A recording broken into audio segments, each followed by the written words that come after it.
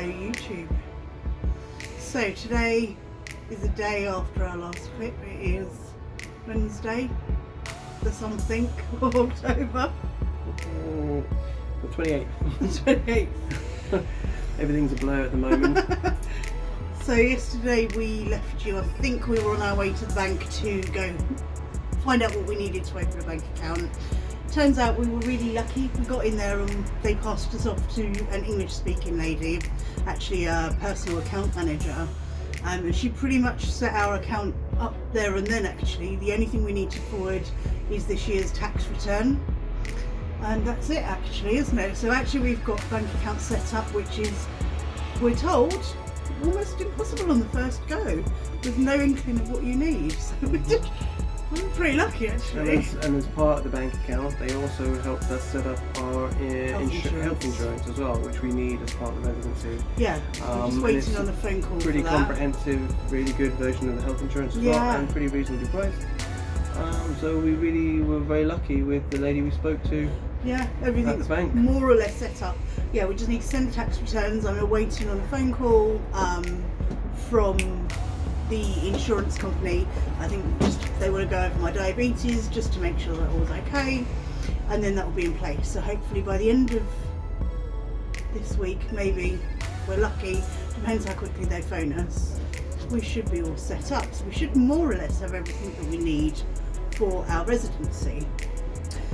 Last night we also signed the contract for our new apartment, met our landlady and landlord, who they seem really nice. A bit difficult to navigate because they speak absolutely no English and we speak absolutely no Spanish.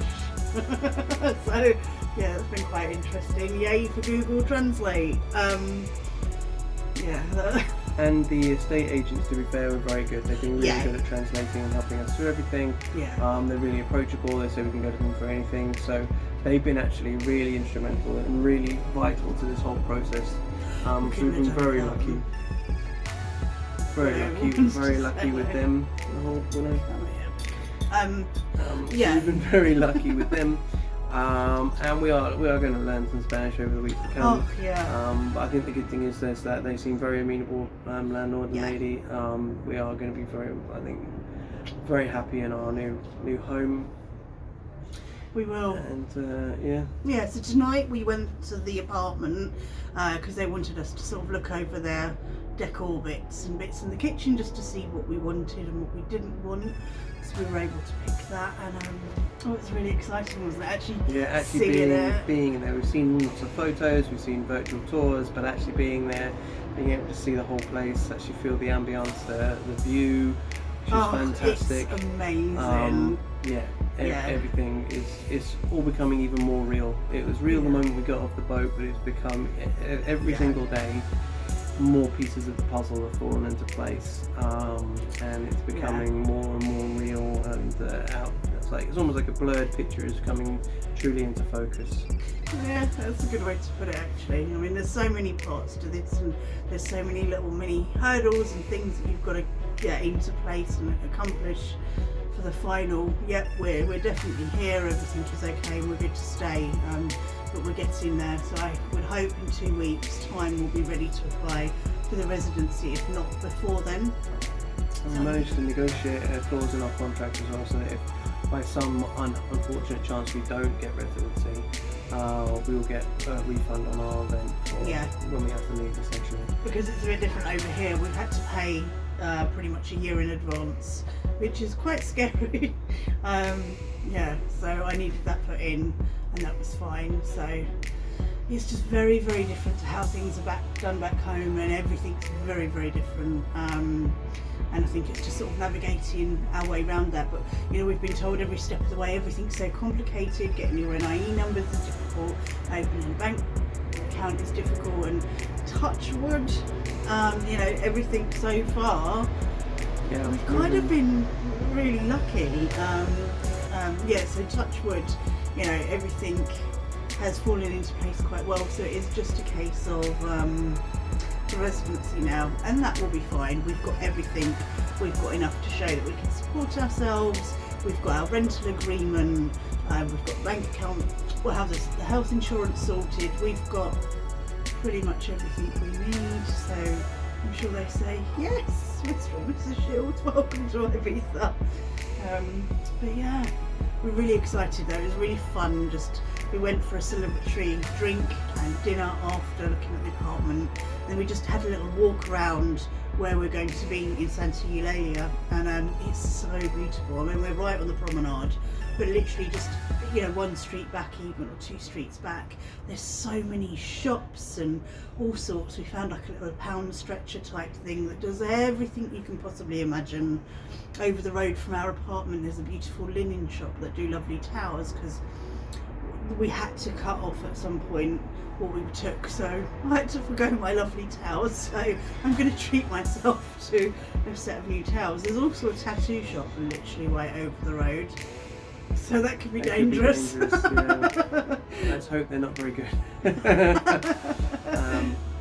But seriously, we are landing on our feet in terms of location. Yeah. I mean, we are fully aware that come November, a lot of places will be shutting for the season. Yeah. Ibiza, if you don't know, is exceptionally seasonal. Once October hits, pretty much everything shuts down until April. You'd think that March would still be a good month, and even October, but actually a lot of places do shut, and we've been told by quite a few places that they're still surprised they're still open. So that could be an impact from COVID. We just don't know, but essentially it's a very seasonal island, which is great for us in terms of settling in, because it'd be nice to have it a quiet island to ourselves for the first 4 to 6 months. And we can also then focus on our online business, get our online courses up and running, or our online treatments and bits and pieces. So it sort of works its way in a really good way for us. So it helps us get our feet under the table, get our business heads on for that, and get geared up, and gives us plenty of time to plan what we're going to do once the new season hits. Get all our ducks in a row, so we know what offerings we're going to have for people, what services we're going to offer.